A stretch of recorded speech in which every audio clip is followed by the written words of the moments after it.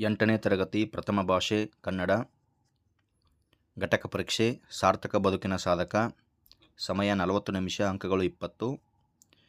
ಮುಖ್ಯ ಪ್ರಶ್ನೆ 1. ಕೊಟ್ಟಿರುವ ಪ್ರತಿಯೊಂದು ಹೇಳಿಕೆಗೂ 4 ಆಯ್ಕೆಗಳನ್ನು ನೀಡಲಾಗಿದೆ. ಇವುಗಳಲ್ಲಿ ಸರಿ ಉತ್ತರವನ್ನು ಆರಿಸಿ ಬರೆಯಿರಿ. 3 ಪ್ರಶ್ನೆ 3 ಅಂಕಗಳು. ಪ್ರಶ್ನೆ 1. ಬಿರುಗಾಳಿಗೆ ಪದದಲ್ಲಿರುವ ವಿಭಕ್ತಿಯ ಹೆಸರು. Option A Chaturthi, B Panchami, C ತೃತೀಯ, ಡಿ ದ್ವಿತೀಯ. ಸರಿಯಾದ ಉತ್ತರ ಆಪ್ಷನ್ ಎ ಚತುರ್ಥಿ. ಬಿರುಗಾಳಿಗೆ ಚತುರ್ಥಿ, ಗೆ, ಇಗೆ, ಕೆ, ಅಕ್ಕೆ. ಪ್ರಶ್ನೆ 2. ಮೈಸೂರು ಪದವು ಈ ವ್ಯಾಕರಣಾಂಶಕ್ಕೆ ಉದಾಹರಣೆ. ಆಪ್ಷನ್ ಎ ರೂಢನಾಮ, ಬಿ ಅಂಕಿತನಾಮ, ಸಿ ಅನ್ವರ್ಥನಾಮ, ಡಿ ಸರ್ವನಾಮ. ಸರಿಯಾದ ಉತ್ತರ ಆಪ್ಷನ್ ಬಿ ಅಂಕಿತನಾಮ. ಇಟ್ಟ ಹೆಸರುಗಳಿಗೆ ಅಂಕಿತನಾಮ ಎಂದು ಕರೆಯುತ್ತೇವೆ. ಹಾಗಾಗಿ ಮೈಸೂರು ಎನ್ನುವುದು ಅಂಕಿತನಾಮ. ಪ್ರಶ್ನೆ 3. ಮಹರ್ಷಿ ಪದದಲ್ಲಿ ಆಗಿರುವ ಸಂಧಿ. ಆಪ್ಷನ್ ಎ ಸವರ್ಣ ದೀರ್ಘ ಸಂಧಿ, ಬಿ ಎನ್ ಸಂಧಿ, ಸಿ ವೃದ್ಧಿ ಸಂಧಿ, ಡಿ ಗುಣಸಂಧಿ. ಸರಿಯಾದ ಉತ್ತರ ಆಪ್ಷನ್ ಡಿ ಗುಣಸಂಧಿ. ಮಹಾ ಪ್ಲಸ್ ಋಷಿ ಮಹರ್ಷಿ, ಇದು ಗುಣಸಂಧಿ. ಕೊಟ್ಟಿರುವ ಮೊದಲೆರಡು ಪದಗಳಿಗಿರುವ ಸಂಬಂಧದಂತೆ ಮೂರನೆಯ ಪದಕ್ಕೆ ಸಂಬಂಧಿಸಿದ ಪದವನ್ನು ಬರೆಯಿರಿ. 3 ಪ್ರಶ್ನೆಗಳು 3 ಅಂಕಗಳು. 4. ತಮ್ಮೊಡನೆ ಲೋಪಸಂಧಿ. ತಮ್ಮ ಪ್ಲಸ್ ಒಡನೆ, ತಮ್ಮೊಡನೆ ಲೋಪಸಂಧಿ. ಮಲ್ಲಿಗೆಯಾಗು, ಇದು ಆಗಮ ಸಂಧಿ. ಮಲ್ಲಿಗೆ ಪ್ಲಸ್ ಆಗು, ಮಲ್ಲಿಗೆಯಾಗು. 5. ಮಕ್ಕಳನ್ನು ದ್ವಿತೀಯ ವಿಭಕ್ತಿ, ದ್ವಿತೀಯ ಅನ್ನು. ಮನೆಯಲ್ಲಿ ಸಪ್ತಮಿ ವಿಭಕ್ತಿ, ಅಲ್ಲಿ. ಸಪ್ತಮಿ ವಿಭಕ್ತಿ ಪ್ರತ್ಯಯ ಅಲ್ಲಿ. ಪ್ರಶ್ನೆ 6. ದೊಡ್ಡ ದೊಡ್ಡ ದ್ವಿರುಕ್ತಿ, ಪುಸ್ತಕ ಗಿಸ್ತಕ, ಜೋಡು ನುಡಿ.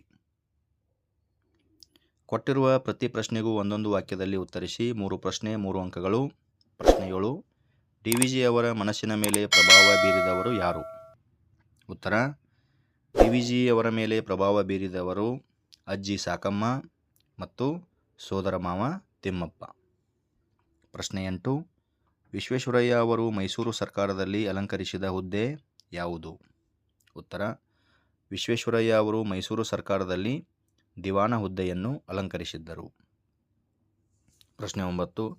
ಡಿ.ವಿ.ಜಿ. ಅವರು ಸ್ಥಾಪಿಸಿದ ಸಂಸ್ಥೆ ಯಾವುದು?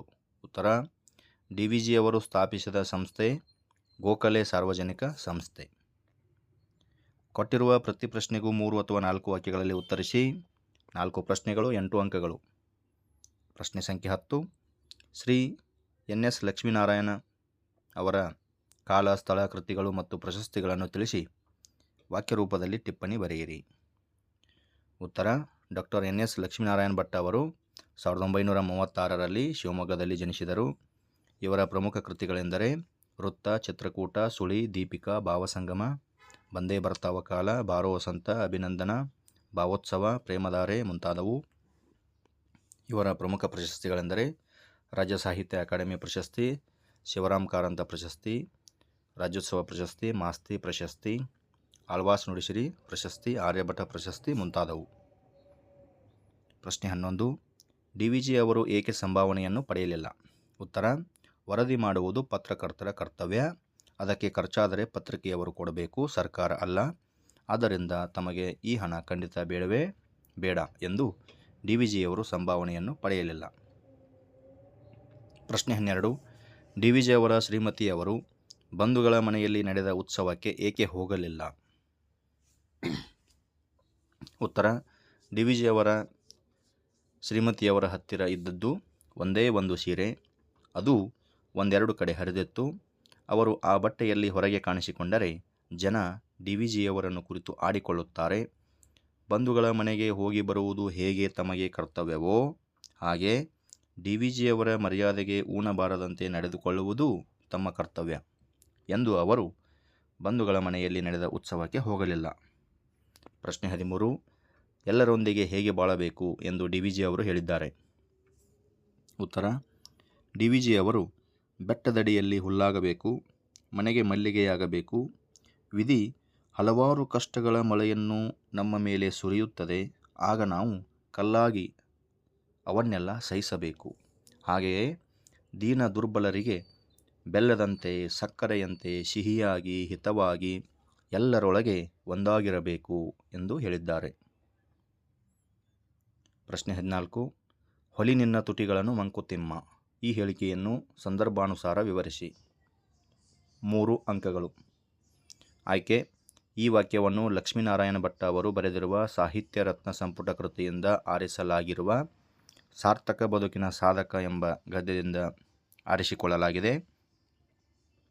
ಸಂದರ್ಭ: ಲೇಖಕರು ಡಿ.ವಿ.ಜಿ. ಅವರ ಮಂಕುತಿಮ್ಮನ ಕಗ್ಗ ಕೃತಿಯಿಂದ ಆರಿಸಲಾಗಿರುವ ಕವನದ ಸಾಲುಗಳನ್ನು ಉದಾಹರಿಸಿದ್ದು, ಭೂಮಿಯಲ್ಲಿ ಬೀಜ ಮೊಳಕೆ ಒಡೆದು ಬೆಳೆದು ಫಲಬಿಟ್ಟರೂ ಇಡೀ ಭೂಮಿಗೆ ಬೆಳಕನ್ನು ಕೊಡುವ ಸೂರ್ಯಚಂದ್ರರು ತಾವು ಬೆಳಕು ನೀಡಿದರೂ ಗರ್ವ ಪಡುವುದಿಲ್ಲ. ಆದ್ದರಿಂದ ಗರ್ವ ಪಡುವ ಮಾನವನನ್ನು ಕವಿ ನಿನ್ನ ತುಟಿಗಳನ್ನು ಹೊಲಿದುಕೋ ಎಂದು ಈ ಸಂದರ್ಭದಲ್ಲಿ ಹೇಳಿದ್ದಾರೆ. ಸ್ವಾರಸ್ಯ: ಸ್ವಲ್ಪ ಮಾಡಿದರೂ ಏನೋ ದೊಡ್ಡದನ್ನು ಮಾಡಿದೆನೆಂದು ಗರ್ವ ಪಡುವ ಮಾನವನನ್ನು ನಿನ್ನ ಬಾಯಿ ಮುಚ್ಚು ಎಂದು ಇಲ್ಲಿ ಪರೋಕ್ಷವಾಗಿ ಸ್ವಾರಸ್ಯವಾಗಿ ಹೇಳಲಾಗಿದೆ.